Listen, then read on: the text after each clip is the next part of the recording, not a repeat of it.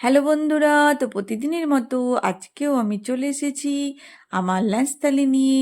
তো আজকে শনিবারের লাঞ্চে আমার কি কি রয়েছে চলো সেটাই তোমাদের সাথে শেয়ার করি। তো শনিবারের লাঞ্চে রয়েছে আমার গরম গরম ভাতের সাথে কাগজি লেবু কাঁচা লঙ্কা। আর প্রথমেই যেটা নিলাম সেটা হচ্ছে মাছের তেল ভাজা, তারপরে নিয়ে নিলাম ফুলকপির পাতা বাটা, আর নিলাম মুসুরির ডাল।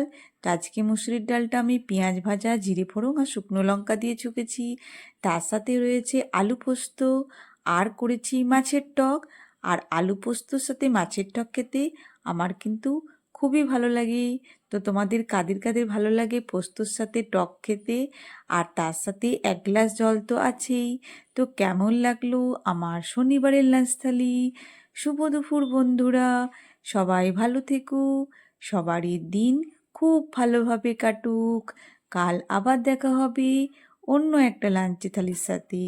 আজকের লাঞ্চের থালিটা তোমাদের কেমন লাগলো অবশ্যই কমেন্ট করে জানিও। আর তোমাদের সুন্দর সুন্দর কমেন্ট আমার কিন্তু খুবই ভালো লাগে। Good bye.